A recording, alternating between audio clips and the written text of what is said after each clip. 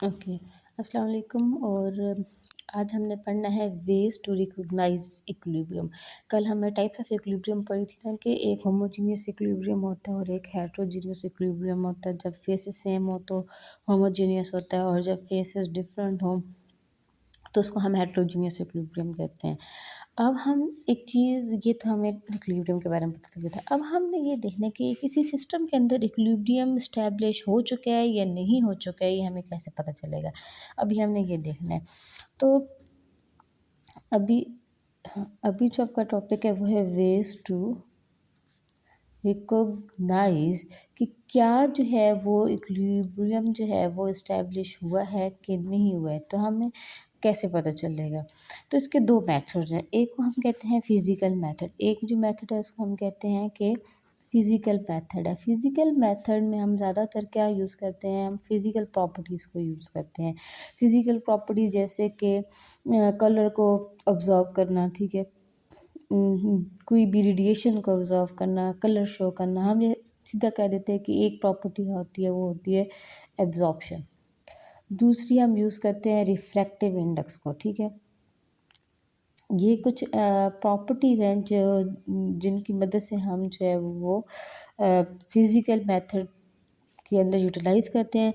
इन ये दोनों चीज़ें ना, अब्ज़ॉर्प्शन किस चीज़ की होती है, ज़्यादातर अब्ज़ॉर्प्शन ऑफ लाइट ही होती है ना, ठीक है। या तो अब्ज़ॉर्प्शन ऑफ लाइट करा के या फिर रिफ्रैक्टिव इंडेक्स के थ्रू हम जो है वो पता कराते हैं कि सिस्टम जो है वो उसने इक्विलिब्रियम को अटेन कर लिया है या अभी तक अटेन नहीं किया है।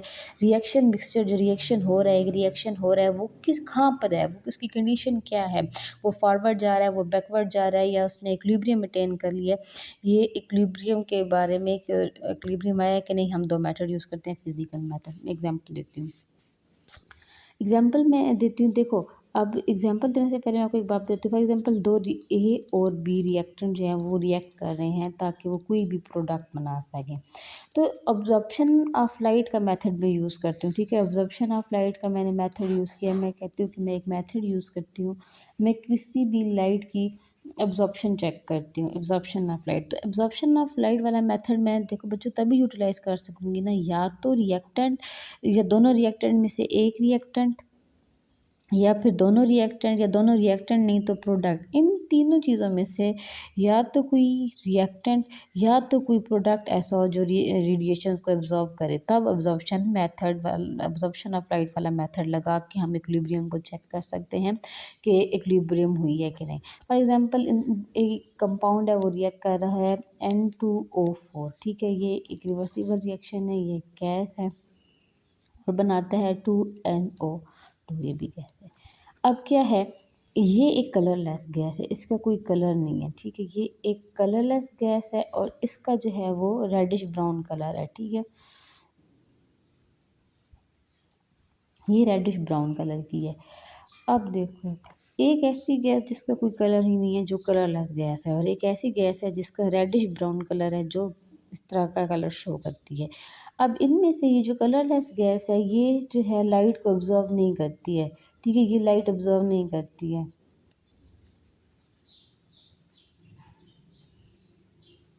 और ये जो है ये लाइट को ऑब्जर्व करती है। क्या करती है? लाइट को ऑब्जर्व करती है।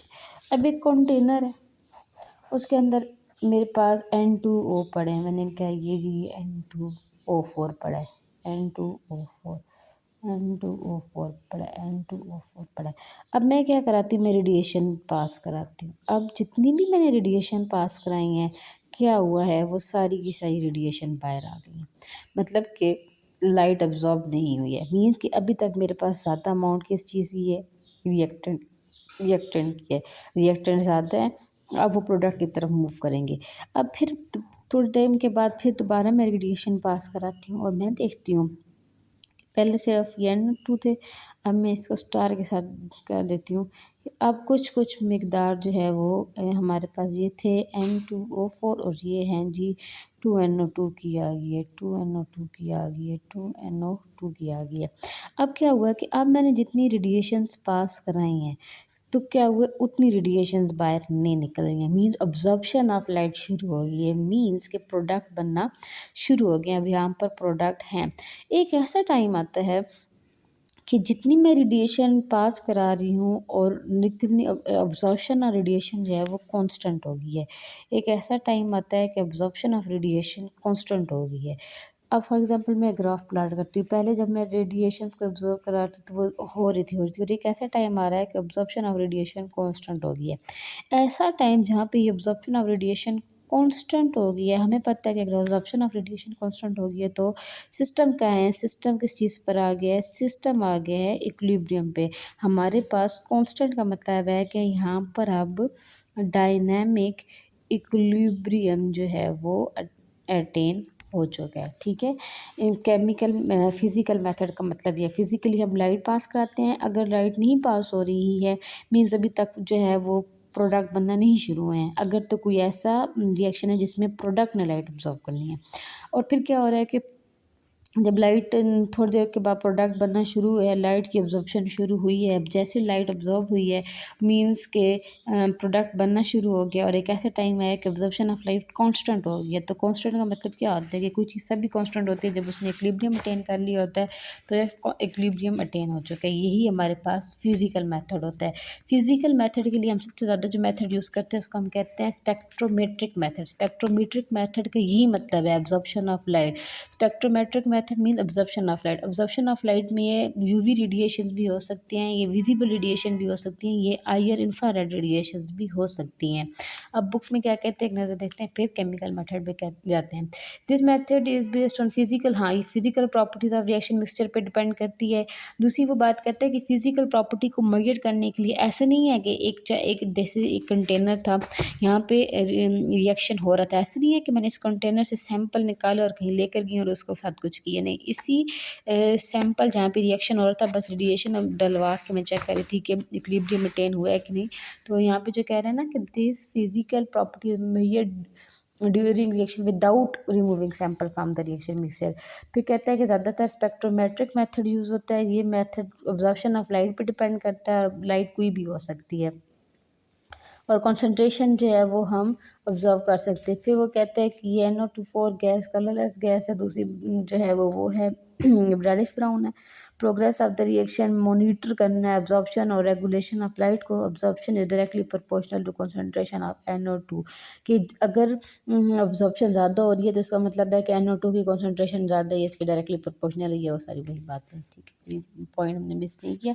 अब हम आते हैं जी केमिकल मेथड पे। केमिकल मेथड कौन सा होता है? अब देखो, अगर मैं बात करूँ केमिकल मेथड की तो इस मेथड में अमाउंट ऑफ रिएक्टेंट और प्रोडक्ट के हम ये चेक करते हैं कि किसी भी रिएक्शन में रिएक्टेंट ज़्यादा हैं या किसी भी रिएक्शन में प्रोडक्ट ज़्यादा है, या रिएक्टेंट कितना पड़ा हुआ है प्रोडक्ट कितना पड़ा हुआ है। ये हम कब कराते हैं? जब हम इस रिएक्शन का ना क्या कराते हैं, केमिकल रिएक्शन कराते हैं। केमिकल रिएक्शन कराते हैं और उस केमिकल रिएक्शन की वजह से हमें पता चलता है कि रिएक्टेंट की तादाद कितनी है या प्रोडक्ट की कितनी है।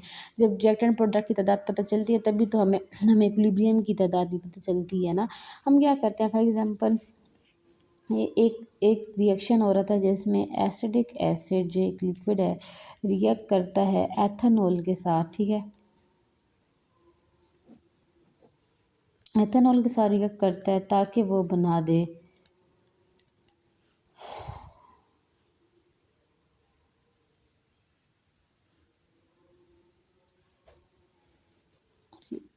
साथ बनाएगा वाटर। अब ये एक रिवर्सिबल रिएक्शन है। ठीक है, अब ये एक रिवर्सिबल रिएक्शन है। ठीक है, इस रिवर्सिबल रिएक्शन में क्या हो रहा है कि दो कंपाउंड आपस में रिएक्ट करें। अब मैं क्या करूं कि ये रिएक्शन हो रहा है और मैं इस रिएक्शन का थोड़ा सा एक सैंपल निकालूं। रिएक्शन शुरू हुआ है, मैंने सैंपल निकाला है और मैंने उस सैंपल को एक दूसरे किसी बीकर में, कॉनिकल फ्लास्क में, किसी चीज़ के अंदर डाल दिया, वो वहाँ से सैंपल लिए। अब यहाँ पे मैंने सैंपल डाला है। ठीक है, ये मैंने एक सैंपल डाला है और इस सैंपल के अंदर मैं कोई इंडिकेटर डाल देती हूँ। ठीक है, अब अगर मैं ये वाला रिएक्शन ले रही हूँ जिसके अंदर जो है वो एसिडिक एसिड और एथेनॉल रिएक्ट कर रहे हैं ताकि इथाइल एसीटेट बना सकें और वाटर बना सकें, तो मैंने ये रिएक्शन ली है। अब इस रिएक्शन में से एक सैंपल निकाला है थोड़ा सा मैंने और वो यहाँ रख दिया और उस सैंपल के अंदर मैंने इंडिकेटर डाला है। ठीक है, अगर मैं इसको थोड़ा सा इंडिकेटर की बात करूँ, फॉर एग्ज़ाम्पल मैंने यहाँ पर डाला है जी फिनोल्फ्थलीन एज इंडिकेटर, सैंपल मैंने लिया हुआ था, और एक और मैं कोई केमिकल डालूंगी रिएक्शन करवाने के लिए। फॉर एग्जांपल मैंने NaOH डाला है यहाँ पे रिएक्शन कराने के लिए, फिनोल्फ्थलीन डाल दिया है। अब क्या होगा कि मैं क्या करूँगी, NaOH को मैं इसके अंदर कैसे डालूंगी, कैसे रिएक्ट कराऊंगी। मैं NaOH को सिंपली तो नहीं डाल सकती ना, तो यहाँ पर एक मेथड को हम यूज़ करते हैं जिसको हम टाइट्रेशन कहते हैं। अगर आपने टाइट्रेशन पढ़ी तो टाइट्रेशन में क्या होता है, एक तरफ आपने ब्यूरेट में केमिकल डाला था, फॉर एग्जांपल ब्यूरेट में मैंने NaOH डाला हुआ है, दूसरी तरफ आपने सैंपल डाला हुआ था, मैंने कॉनिकल फ्लास्क में मैंने डाला हुआ है ये वाला रिएक्शन, उसका सैंपल डाला हुआ है, बीच में मैंने फिनोल्फ्थलीन इंडिकेटर डाल दिया। अब चूँकि मुझे पता है कि ये एक एसिडिक कंपाउंड है तो फिनोल्फ्थलीन तो कलरलेस होगी, बीच में फिनोल्फ्थलीन पड़ी है। अब जैसे NaOH यूज़ होती जाएगी, ये फिनोल्फ्थलीन NaOH के आने के बाद कलरलेस से किस में कन्वर्ट होना शुरू हो जाएगी, पिंक में कन्वर्ट होना शुरू हो जाएगी। फिर मैं अमाउंट चेक करूँगी कितनी अमाउंट NaOH की यूज़ हुई है इस सैंपल को पिंक करने के लिए, ठीक है। तो फिर मैं मेजरमेंट लूँगी, पहले मैंने देखा जी 10 हुआ है, फिर मुझे पता चल गया कि यहाँ पर एसिड की अमाउंट 10 ml है, ठीक है। मैं बार बार चेक करती जा रही हूँ, कभी 8 आ रही है, कभी 9 आ रही है, कभी 5 आ रही है, 5 आती जा रही है, तो 3 बार 5 आई है। अब जब मैंने पहले 5 मिनट पहले चेक किया, 5 मिनट पहले सैंपल निकाला 10 ml आ रही थी, फिर मैंने 5 मिनट बाद निकाला 8-9 ml आ रही थी, फिर मैंने अगले 5 मिनट बाद निकाला 5 ml आ रही है, फिर अगले 5 मिनट बाद भी 5 आ रही है, फिर अगले 5 मिनट के बाद 5 आ रही है। अब मुझे ये पता चला कि जो बार बार 5 आ रही है इसका मतलब क्या है कि इक्विलिब्रियम अटेन हो चुका है। अब ये अमाउंट, ये वाली मेजरमेंट कांस्टेंट आ रही है, अब इसकी अमाउंट कांस्टेंट आ रही है। कांस्टेंट आने का मतलब ये है कि सिस्टम ने इक्विलिब्रियम को अटेन कर लिया है। इसमें सिंपली हम क्या करते हैं कि हम केमिकल रिएक्शन, जो सैंपल होता है उसका केमिकल रिएक्शन कराते हैं किसी और केमिकल के साथ। और तो कहते हैं इन दिस मेथड, इस मेथड में अमाउंट ऑफ रिएक्टेंट और प्रोडक्ट इज डिटरमाइन की जाती है बाय सूटेबल केमिकल रिएक्शंस। कोई भी आप सूटेबल केमिकल रिएक्शन कराते हो जो उसके साथ रिएक्ट कर सके। कहते हैं एसिटिक एसिड और एथेनॉल को रिएक्ट कराया एथाइल एसीटेट के साथ रिवर्सिबल रिएक्शन है। कहते हैं suppose this reaction is started by taking a moles of acetic acid, ठीक है। आपने मोल्स A मोल्स लिए हैं एसिटिक एसिड के और B मोल्स लिए हैं, मिसाल के दर B मोल्स आपके पास एथेनॉल के, और आपने इनको स्पोर्ट आपने एक फ्लास्क में डाल दिया रूम टेम्परेचर पे। स्मॉल अमाउंट ऑफ आपने मिनरल एसिड यूज़ किया to add the mixture to catalyze the reaction. अब यहाँ पर जहाँ पे मैंने NaOH यूज़ किया वहाँ पे उन्होंने कोई मिनरल एसिड यूज़ किया। तो प्रोग्रेस ऑफ रिएक्शन बताएगी कि acid concentration of acidic acid ज़्यादा है कि नहीं। स्मॉल पोर्शन को आप स्मॉल पोर्शन विदड्रॉ करोगे, ठीक है। और टाइट्रेशन के मेथड से आपने NaOH को यूज़ करना है, ठीक है। और कॉन्सेंट्रेशन ऑफ एसिडिक एसिड, अगर concentration of acidic acid decrease हो रही है तो इसका मतलब ये है कि रिएक्शन जो है, देखो अगर इसकी अमाउंट डिक्रीज़ हो रही है इसका मतलब ये है कि रिएक्शन जो है वो फॉरवर्ड चल रहा है, और अगर इसकी अमाउंट बढ़ रही है तो रिएक्शन जो है वो बैकवर्ड चल रहा है, तो ये पता चलता जाएगा। कांस्टेंट हो गया तो इक्विलिब्रियम आ गया। जैसे कम हो रही थी पहले 8, फॉर एग्जांपल मैंने लिया 10 ml थी, फिर 8 से 9 की तरफ आना शुरू हुई, तो मुझे ये पता चल रहा है कि रिएक्शन फॉरवर्ड था, ठीक है। रिएक्शन फॉरवर्ड था, फिर फॉर एग्जांपल फॉरवर्ड के बाद 7 पे रुक गया। 7 पे रुक गया मतलब कि अब जितना अमाउंट ऑफ प्रोडक्ट बना था वो भी बन गया, और प्रोडक्ट बनने के बाद अब दोबारा से वापस ये आ रहा है जितना इसका बनना है ये भी बन गया, इक्विलिब्रियम अटेन हो गया। अगला मेथड है वो है जी फैक्टर अफेक्टिंग इक्विलिब्रियम। वो कौन कौन से फैक्टर्स हैं जो इक्विलिब्रियम को अफेक्ट कर सकते हैं, ठीक है। हम किन किन, इसके लिए जो हमारे पास सबसे पहले चीज़ यूज़ होती है वो ली चार्टर्स प्रिंसिपल यूज़ होता है। ली चार्टर्स प्रिंसिपल क्या कहते हैं? अच्छा, यहाँ पे फैक्टर अफेक्टिंग के अंदर हम इस फैक्टर किस तरह अफेक्ट करते हैं उस प्रिंसिपल की बेस पे अफेक्ट करते हैं, ठीक है। फैक्टर कोई भी हो सकते हैं। फैक्टर का मतलब ये होता है कि आपके पास एक इक्विलिब्रियम अटेन था एक स्पेसिफिक टेम्परेचर पे, एक स्पेसिफिक कॉन्सेंट्रेशन पे, ठीक है। आपने लेकिन अब आपने उसको डिस्टर्ब कर दिया या कॉन्सेंट्रेशन बढ़ा दिया है तो इक्विलिब्रियम तो डिस्टर्ब होगा। पहले 25 डिग्री सेंटीग्रेड पे इक्विलिब्रियम अटेन हुआ था, अब 100 डिग्री सेंटीग्रेड टेम्परेचर कर दिया, अब 100 डिग्री सेंटीग्रेड पे जाके रिएक्टेंट अपने इक्विलिब्रियम अचीव करेंगे ना।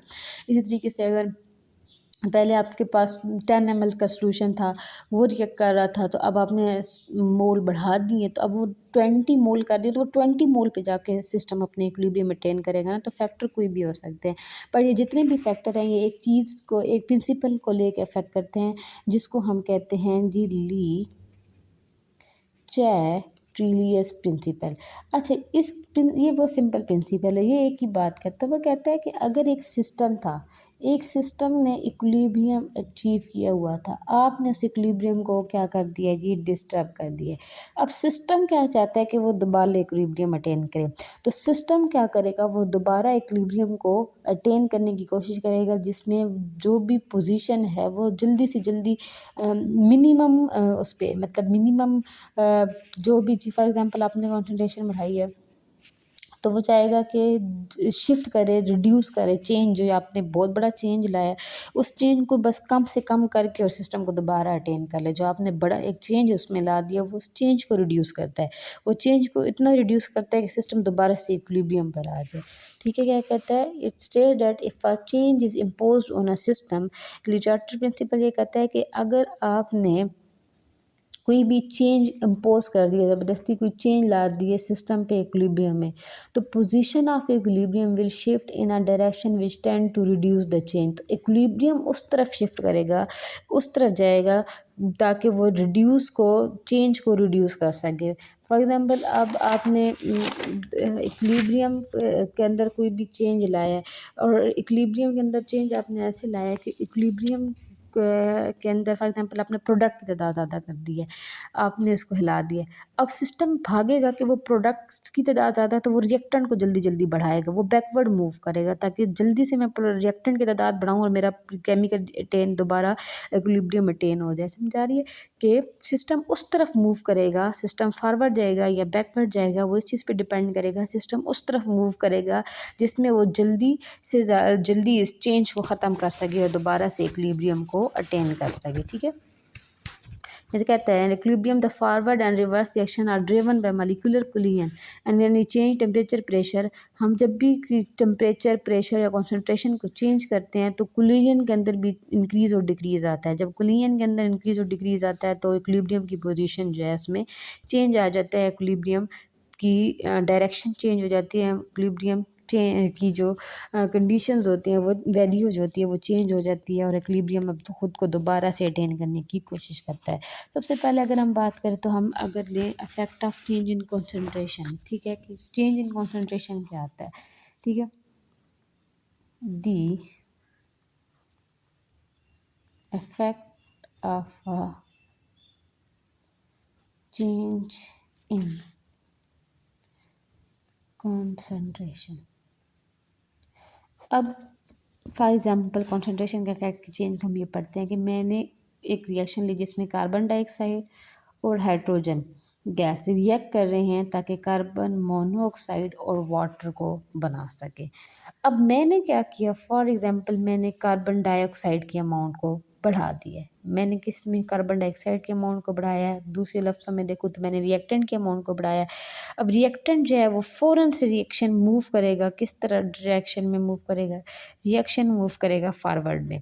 जब फॉरवर्ड में मूव करेगा कि वो जल्दी से जल्दी ज़्यादा CO बनाए और रिएक्शन दोबारा इक्विलिब्रियम को अटेन कर ले। मीन्स मैंने अगर रिएक्टेंट की अमाउंट बढ़ाई है तो रिएक्शन फॉरवर्ड की तरफ मूव की है और जल्दी से इक्विलिब्रियम को अटेन करने की उसने कोशिश की है। और अगर मैं दूसरा सिनेरियो ऐसी लेती हूँ कि मैंने कार्बन डाइऑक्साइड की अमाउंट बढ़ा दी है, अब क्या होगा, अब रिएक्शन क्या करेगा, रिएक्शन बैकवर्ड मूव करेगा क्योंकि मैंने प्रोडक्ट की तादाद बढ़ा दी है, बैकवर्ड मूव करेगा। ठीक है, ताकि वो दोबारा से दोबारा क्या करे, जल्दी से कार्बन डाइऑक्साइड की अमाउंट बढ़ाए और इक्विलिब्रियम पे ले आए रिएक्शन को दोबारा से। ठीक है, इसमें सिंपल इतनी सी बात है कि कंसंट्रेशन का क्या इफेक्ट आता है केमिकल इक्विलिब्रियम पे। अगर आपने रिएक्टेंट की तादाद बढ़ाई दी है तो वो फॉरवर्ड रिएक्शन करेंगे और जल्दी से इक्विलिब्रियम को अटेन करने की कोशिश करेंगे, और अगर आप कार्बन किसी प्रोडक्ट की अमाउंट बढ़ाते हो तो वो बैकवर्ड आएगा और वो जल्दी से जल्दी दोबारा से इक्विलिब्रियम को अटेन करने की कोशिश करेगा। मेन यही आता है। अब देख लेते हैं बुक वाला क्या कहता है, कुछ पॉइंट जो हमने डिस्कस ना किया। कहते हैं व्हेन कंसंट्रेशन ऑफ वन और मोर ऑफ द रिएक्टेंट और product is present in the equilibrium state is disturb. एक जो अमाउंट पड़ी है वो डिस्टर्ब हो रही है तो सिस्टम जो है वो आप दोबारा उस इक्विलिब्रियम स्टेट पे तो नहीं रहेगा। रिचार्टर्स के मुताबिक अगर आप देखते तो इक्विलिब्रियम शिफ्ट करेगा उस तरफ ताकि वो ऐड या रिमूव करेगा ताकि वो अपना इक्विलिब्रियम को दोबारा रिस्टोर कर सके। एग्जांपल दे रहा है यही वलीम, कहता है व्हेन CO2 इज़ एडेड, अगर CO2 ये ऐड किया गया इक्विलिब्रियम सिस्टम में, it is no longer in equilibrium, definitely higher concentration होगी, ये CO2 इंक्रीज़ करेगी फॉरवर्ड रिएक्शन को, वही बात है फॉरवर्ड को इंक्रीज़ करेगी।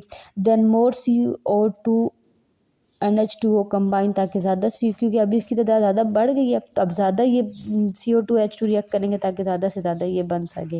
एंड द टाइम पासिस, फिर ऐसा टाइम आएगा कि अब दोबारा से ये अमाउंट प्रोडक्शन जो है वो कांस्टेंट हो जाएगी और इक्विलिब्रियम अटेन हो जाएगा। इसी time at the same time increase concentration of product, अब वो पूरी एक्सप्लेन कर रहा है। वो कहता है कि देखो CO2 और H2O में आपने CO2 बढ़ाया है, CO2 बढ़ाया है, CO2 ज़्यादा हो गया, ज़्यादा CO2 है वो, फिर आप ज़्यादा H2 के साथ रिएक्ट करेगा तो फिर ज़्यादा जो है वो CO और H2O बनेंगे। ठीक है जी, मान लिया। वो कहते हैं कुछ टाइम ऐसा आएगा कि अब पहले से ज़्यादा अमाउंट है CO और H2O की, तो अब ये ज़्यादा हो गए हैं, अब ये बैकवर्ड मूव करेंगे। ठीक है, ताकि CO जो ज़्यादा हो चुका है ये बैकवर्ड मूव करेगा ताकि वो CO2 और H2O बनाए और हमारे पास एक इक्विलिब्रियम जो है वो इस्टेब्लिश हो जाएगा। द न्यू इक्विलिब्रियम कॉन्सेंट्रेशन आ जाएगी CO2 और H2O की। ठीक है, हाँ समझ आ गई है। अब वो कहता है केमिकल रिएक्शन में, in a chemical reaction an increase in the concentration of product is increase, अगर आपने प्रोडक्ट इंक्रीज किया है तो सिस्टम जो है वो शिफ्ट टूवर्ड रिएक्टेंट करेगा। The opposite happen when decrease in the concentration, ये तो मैंने इंक्रीज की बात की।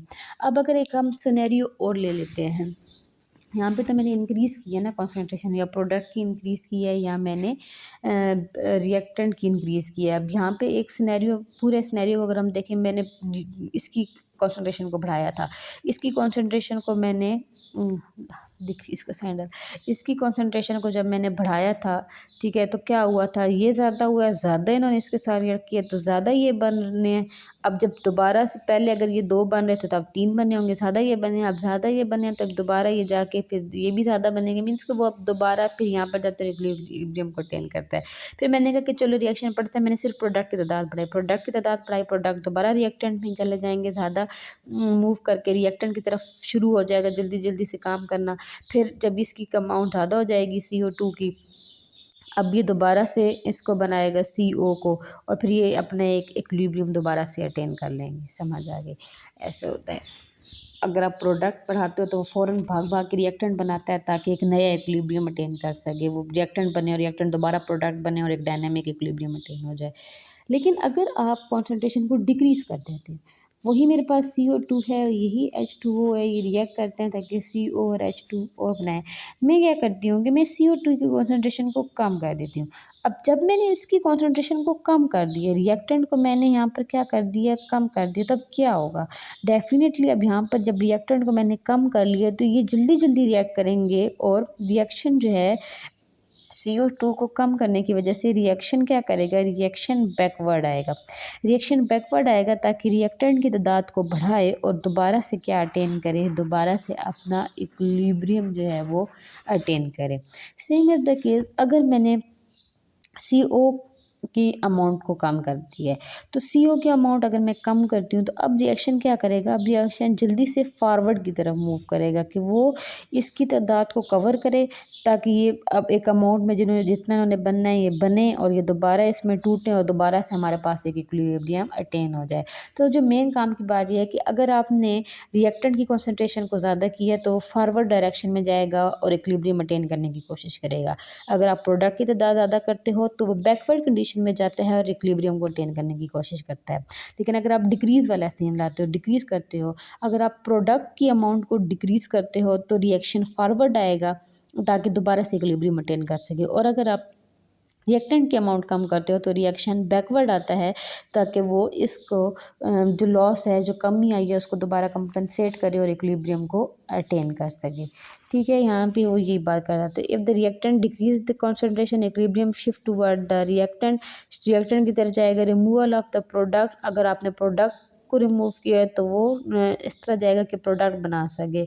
आप इसको इन इवेंट को माइक्रोस्कोपिक लेवल पे भी देख सकते हो, और आप वही बार बार सैंपल्स निकालते जाओगे, फिज़िकल मेथड या केमिकल मेथड से आप इनको चेक करते जाओगे। और क्या बताता है, in equilibrium the number of affective collision for forward and reverse reaction equal. वही बात है कि जब इनकी कोलिजन फॉरवर्ड की और रिवर्स की कोलिजन बराबर हो जाएंगे, जितने ये यहाँ पे टकरा रहे हैं ये बनाने के लिए, उतने ही ये टकराएं ये बनाने के लिए, तो इक्विलिब्रियम अटेन होता है। बस ठीक है। अब वो कहते हैं इसी तरह उसने एक एग्जांपल दिया, example 8.5, the KC for following reaction is. KC की वैल्यू, एक उसने ऐसा केमिकल रिएक्शन बताया है जिसमें केसी की वैल्यू उसने दिया 1.0 एक्सपोनेंशियल 10⁻³ और टेम्परेचर भी बता दिए, इतने टेम्परेचर पे दिए। वो कहता है कि 1.6 मोल ऑफ इसके 1 पॉइंट करती हूँ, वो कहता है कि ICI टूट रहा है Cl2 और I2 में, इसके 2 मोल यूज़ हो रहे हैं। वो मतलब वो कहता है कि इसके 1.6 मोल्स ने रिएक्ट किया ताकि इसके 0.5 नहीं 0.05 और इसके भी 0.05 मोल्स बन सकें। समझ आ गई। Is present in the equilibrium mixture, equilibrium mixture में पड़े हैं। 2 DM³ कंटेनर अच्छा, और ये कंटेनर कितना है, ये 2 DM³ का है, ठीक है। और टेम्परेचर यहाँ पर कितना है, 230 डिग्री सेंटीग्रेड टेम्परेचर है। 2 DM³ का कंटेनर है, 1.6 मोल ICl2 के पड़े हैं और जो टूट रहे हैं और बना रहे हैं 0.05 क्लोरीन। और ये determine the equilibrium constant of I2 और Cl2 के इक्विलिब्रियम कांस्टेंट को फाइंड करो and ICI when equilibrium restored after the addition of another mole of ICI। इसकी आपने तादाद बढ़ाई है, इसकी तादाद बढ़ा दी है, कितनी बढ़ाई है, व्हेन एन अदर, ठीक है। अब क्या है, क्योंकि एक मोल आपने और इसका बढ़ाया है, ये 1.16 + 1 हो गया है, ठीक है। तो इस तरह 1.16 + 1 का मतलब होता है 2.6 हो गया। पहले 1.16 था, एक मोल और बढ़ गया, ये 2.6 हो गया। ये 2.6 है और हमें पता है कि ये 0.05 था और ये 0.05। अब इसकी अमाउंट आपने बढ़ाई है, तो अब क्या है कि इनकी भी, ये भी अब ज़्यादा टूटेंगे। और when the equilibrium store after the addition of another mole of Cl, ठीक है। इसकी तादाद बढ़ाई है 1 मोल, जब इसके अंदर आपने 1 मोल बढ़ाया है तो इनकी भी, तो Cl2 अगर की भी थोड़ी सी अमाउंट बढ़ेगी, अब ज़्यादा Cl2 बनेंगे, अब I2 भी ज़्यादा बनेंगे। तो मैं ऐसे कर देती हूँ कि हमें ये तो नहीं पता कितने बढ़ेंगे, तो मैं कहती हूँ 0.05 + x हो जाएगा, ये भी 0.05 + x हो जाएगा, और मैं ये 2.6 - 2x हो जाएगा, एक इसका और एक इसका x, तो ये -2x हो जाएगा कि इसकी इतनी अमाउंट घटेगी और इनकी इतनी अमाउंट बढ़ेगी। ये रिएक्शन है। अब आप इसका अगर मैं इक्विलिब्रियम के अंदर चेक करना है तो मैं इसका इक्विलिब्रियम कांस्टेंट की तरह लिखूंगी। अब मैं इसका अगर इक्विलिब्रियम कांस्टेंट बनाती हूँ इस रिएक्शन का, तो ऊपर मैंने लिखने हैं प्रोडक्ट जो कि Cl2 ऐसे लिखे जाते थे ना, और I2 है, और नीचे मैं लिखूंगी ये वाला रिएक्टेंट जो ICl है, ये मैंने ऐसे किया। इसके 2 मोल थे तो ये रहे जी 2 मोल्स, ठीक है। तो अब मैं इनके अंदर वैल्यू पुट कर देती हूँ, यहीं पे कर देती हूँ। अगर मैं इसकी वैल्यू, Cl की वैल्यू कितनी है जी, 0.05 + x है, इसकी भी 0.05 + x है, और नीचे है जी 2.6 माइनस ओके 2x और × 2, यहाँ तक तो ऐसा है। अब एक चीज़ मैं आपको बताती हूँ, हमने मोल DM³ में लिया है, कितने DM³ लिया, 2 DM³ लिया है। 2 DM³ लिया तो वो 2 भी तो कहीं लगना चाहिए, यानी इसकी भी 2 DM³ है, डिवाइडेड बाई 2 DM³ है मोल। अब अगर आपने वो, आपको मोल का फार्मूला याद हो, डिवाइडेड बाई DM, मोलैरिटी जब हम चेक करते हैं तो वो इस तरह DM³, तो इसके जितने हमें दिए गए वो हम लिख देते हैं। यहाँ पर तो मैंने नहीं लिखना था, इसलिए फिर यहाँ पर ये 2 DM³ था, ठीक है, यहाँ पर ये आ जाएगा। अब मैं क्या करती हूँ कि मैं Kc की भी वैल्यू पुट करती हूँ। Kc की वैल्यू थी, अगर यहाँ पर देखें ना, तो Kc की वैल्यू कितनी बताई है उसने, 1 पॉइंट, तो ये 1.10⁻23 मैंने कर दी। Kc की भी वैल्यू पुट कर दी, इसकी भी वैल्यू पुट कर दी। अब दोनों इन सब की वैल्यू में मैं अंडर रूट ले लेती हूँ। Kc की वैल्यू थी 1.010⁻³ और उनका जब अंडर रूट में मैं लिखूँ तो अब मैं ऐसे कर सकती हूँ ना, 0.05x प्लस इसका स्क्वायर ले लेती हूँ, क्योंकि ये 2 वैल्यूज सेम एक जैसी हैं, तो इसका स्क्वायर नीचे तो बेचारा था ही 2.6 प्लस नहीं वो माइनस हुआ -2x divided by 2 will be divided by 2 into 2। अब ये तो इनके कट जाएंगे, जब स्क्वायर रूट आएगा तो ये कट जाएंगे, ये कट जाएगा। इसका स्क्वायर रूट ले लेंगे, इसके स्क्वायर रूट निकालेंगे तो उसकी वैल्यू हो जाएगी 3.1 10⁻⁻²। और ये हो जाएगा स्क्वायर रूट से कटा तो ये होगा 0.05 माइनस नहीं सॉरी, अब ये साइन अपोजिट हो जाते हैं, माइनस ये हो जाएगा -x और ये हो जाएगा 2.6 -2x।